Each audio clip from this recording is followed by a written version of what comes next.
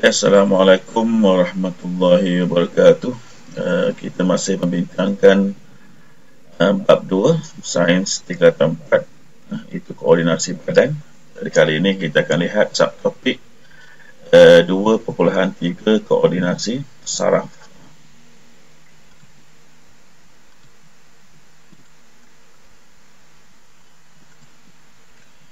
Jadi untuk koordinasi saraf ini, impuls saraf adalah mesej yang disampaikan dalam bentuk denyut elektrik yang lemah.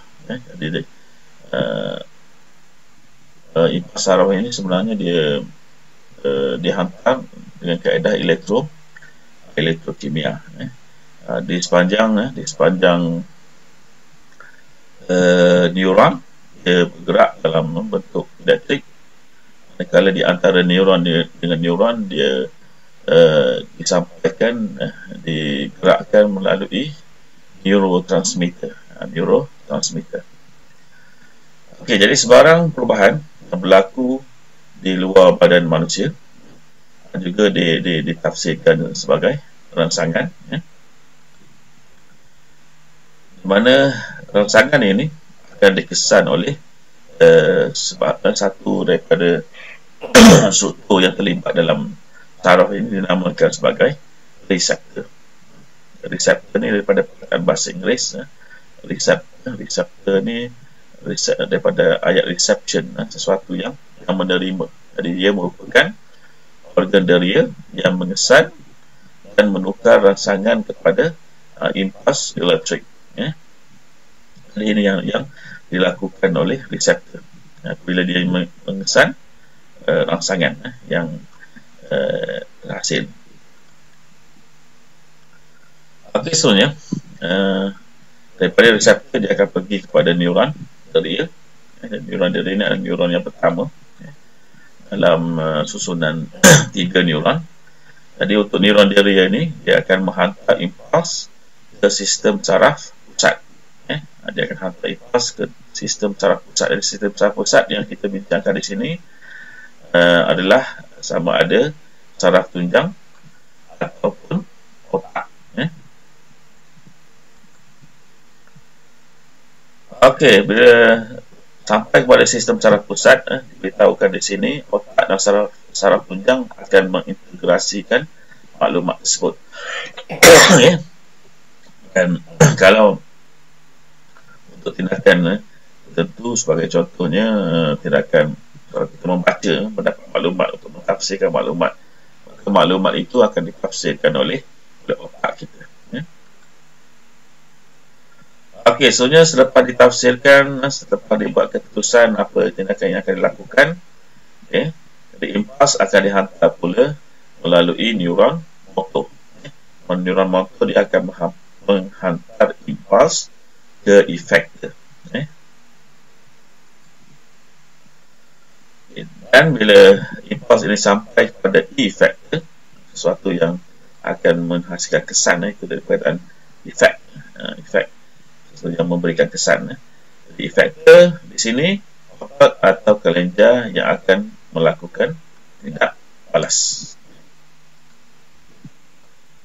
Dan bila pergerakan otak atau kelenjar ini berlaku, maka berlakulah apa yang kita katakan sebagai tindak balas. Tindakan yang sesuai dengan rangsangan akan dilakukan.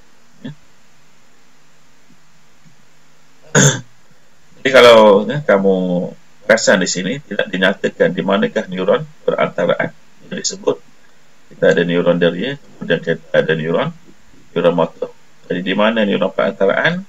Neuron perantaraan berada di dalam sistem saraf, berada dalam sistem saraf pusat. Okey, sebenarnya contoh diberikan untuk koneksi saraf ini, contoh perjalanan impuls saraf bagi seorang pelajar yang menyalin nota daripada papan putih. Jadi rangsangan dia adalah nota yang ditulis pada papan putih tadi. Jadi reseptor dalam mata melihat nota pada papan putih. Jadi bila reseptor organ dari kita mata ni melihat rangsangan, maka dia akan menghasilkan impuls. Yang melihat di sini, impuls tadi akan dihantar menggunakan apa? Menggunakan neuron deria. Jadi neuron pertama adalah neuron yang bersambung dengan organ deria kita, maka ia dikenali sebagai neuron deria. Jadi impuls akan bergerak menuju ke arah badan sel neuron deria tadi. Yang kedua, reseptor akan mencetuskan impuls saraf dalam neuron deria tadi. Ini gerakan ini berlaku. Jadi neuron impuls bergerak di sepanjang struktur neuron deria.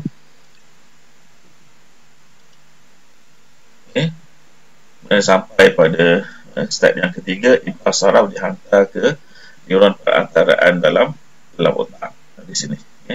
Jadi hubungan ada ruang-ruang kecil yang berada di antara dendrit neuron deria dengan dendrit yang ada pada neuron perantaraan. Dan ruang kecil itu dinamakan sebagai synapse. Ruang kecil yang ada di antara dendrit neuron dengan neuron yang lain dinamakan sebagai synapse. Jadi S-I-N-A-P-S,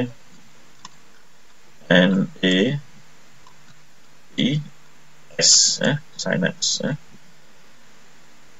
Okey, jadi step yang ketiga kita ulang balik. Impuls saraf dihantar ke neuron perantaraan yang berada dalam otak. Jadi otak kita merupakan sistem saraf pusat. Apa yang berlaku pada step yang keempat, otak akan mentafsirkan impuls saraf dari neuron perantaraan dan memberi arahan supaya nota disalin. Jadi ini tindakan menyalin nota ini merupakan tindak balas. Jadi apa yang berlaku? Tidak otak tentukan kita akan menyalin nota tadi. Neuron motor akan menghantar impuls ke otak.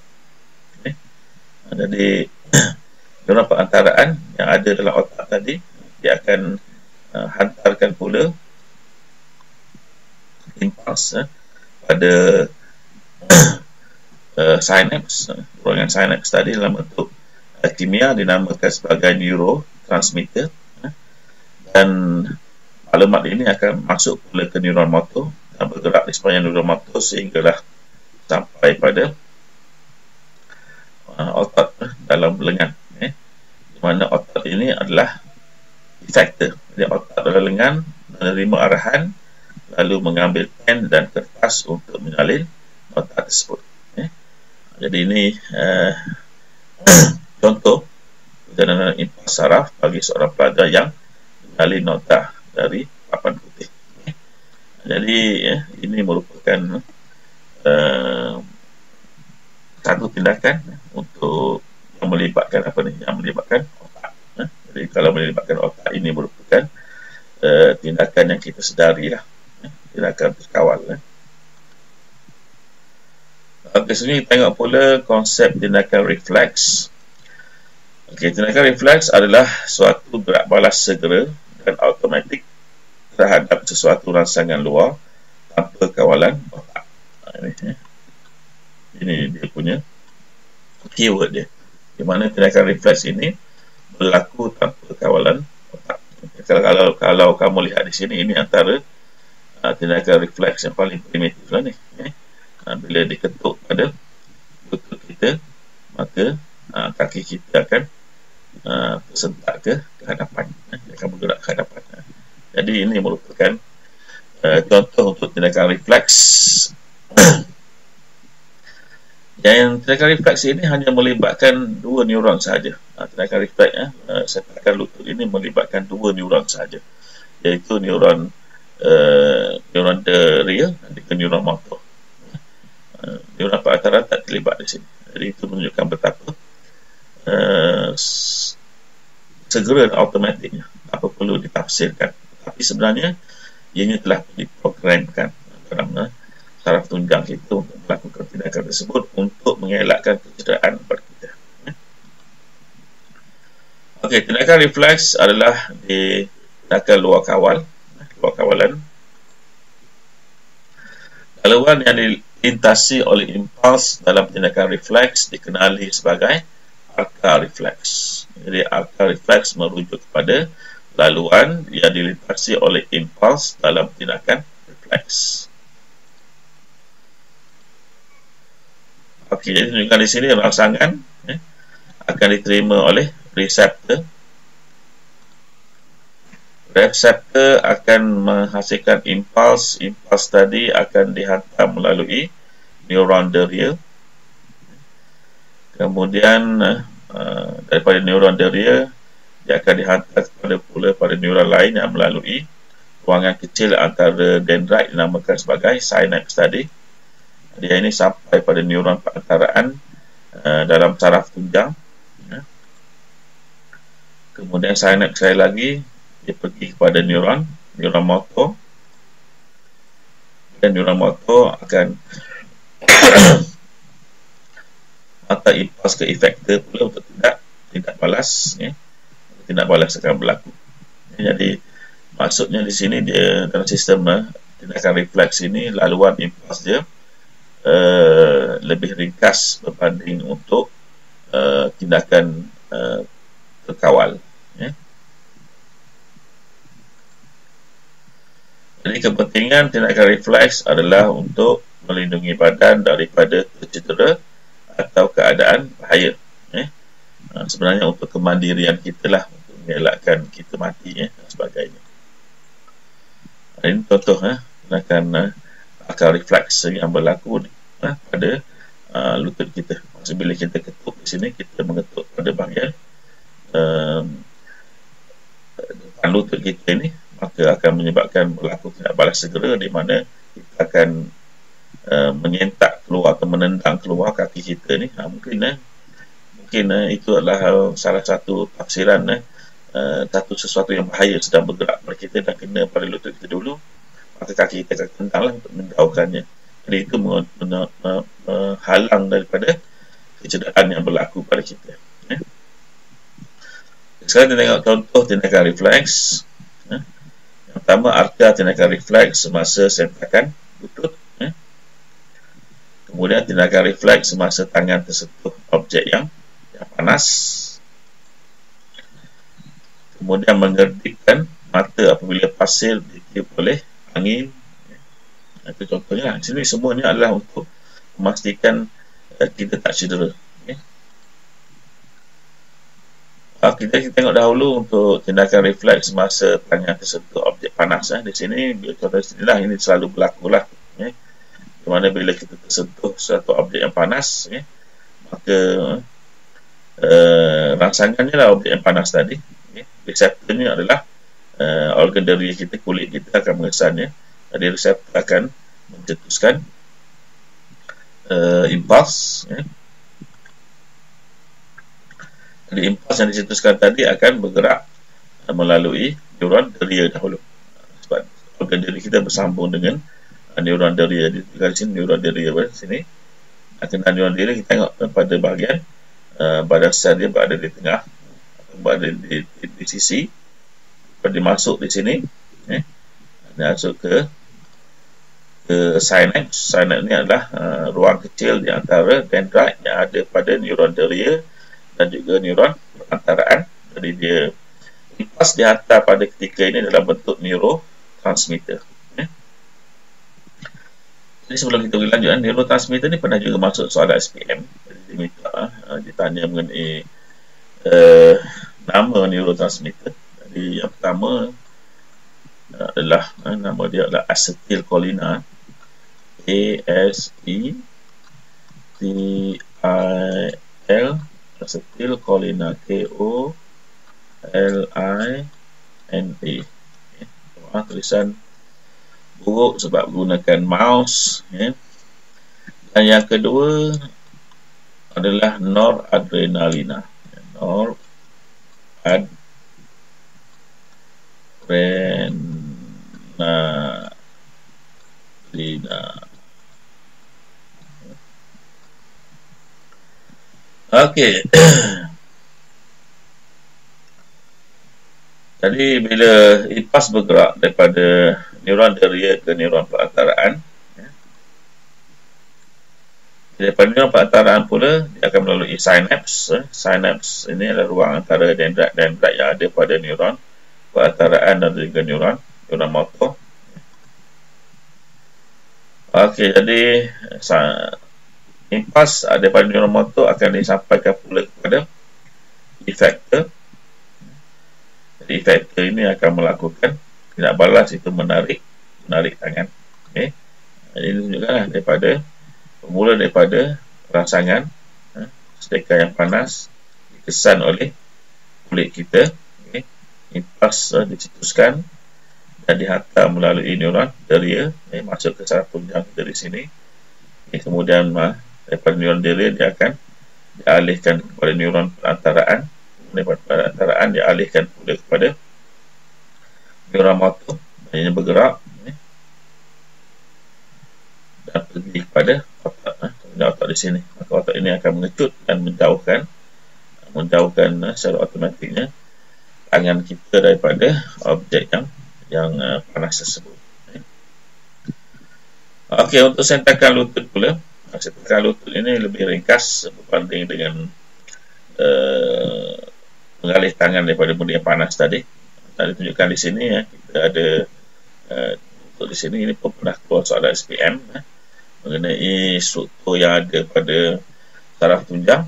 Saraf tunjang terdiri daripada dua jasad, dua disim yang dinamakan sebagai disim putih dan juga disim kelabu. Jadi disim putih berada di bahagian luar di sini, manakala disim kelabu berada di bahagian tengah di sini lah. Kalau kamu lihat di sini apa yang berlaku bila diberikan ketukan kepada kepala lutut, apa yang berlaku adalah dia akan dikesan, ketukan tadi dikesan oleh reseptor yang ada pada kulit kita sebenarnya. Reseptor kulit kita juga ada satu reseptor, nama dia reseptor tekanan. Dia boleh mengesah tekanan. Bila kita diketuk pada kulit, maka kulit mengesah tekanan tadi dan menghasilkan impuls. Impuls tadi dihantar melalui neuron deria. Dan kalau kamu lihat di sini, tidak ada neuron perantaraan.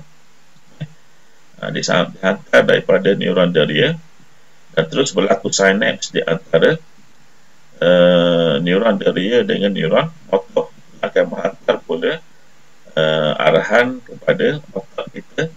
Jadi otak kita akan mengecut dan kaki kita akan tersentak ke depan lah. Jadi rangsangan merupakan ketukan pada lutut diterima oleh reseptor yang mungkin ada pada kulit ataupun juga ada pada reseptor regang. Dinamakan reseptor regang sebab lutut kita ni terdiri daripada sendi yang ada ligamen dan juga ada tendon yang bersama dengan otak. Jadi maksudnya bila diketuk ni, dia akan menyebabkan berlaku regangan pada sendi kita. Jadi itu pun boleh menjadi reseptornya. Itu dinamakan sebagai reseptor regangan. Maaf. Okey, reseptor akan mencetuskan impuls. Jadi impuls tadi akan dihantar melalui neuron deria.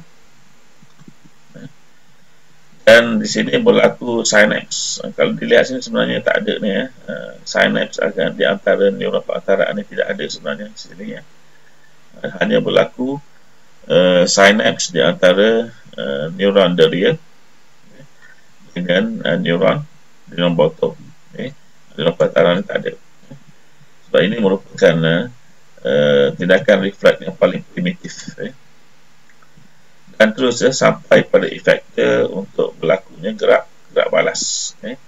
Apa contoh yang dapat kita lihat untuk tindakan refleks ini? Contohnya kalau kita lihat pada orang yang biasa yang berlatih taekwondo, berlatih silat ataupun polis yang dia dilatih untuk cepat bertindak bila mendengar sesuatu ataupun menerima sesuatu. Orang taekwondo atau orang silat ni dia cepat tindak balas dia. Sama juga dengan polis atau askar, bila dengar letupan atau tembakan, mereka terus berlindung dan sebagainya. Jadi ini antara contoh yang dilakukan oleh tindakan arka refleks sentakan lutut ini. Jadi dia berfungsi memang untuk memastikan badan kita tidak tercedera. Okey, seterusnya. Okay. Jadi kita berhenti di sini dulu untuk subtopik ini. Sehingga kita berjumpa lagi di subtopik lain. Assalamualaikum warahmatullahi wabarakatuh.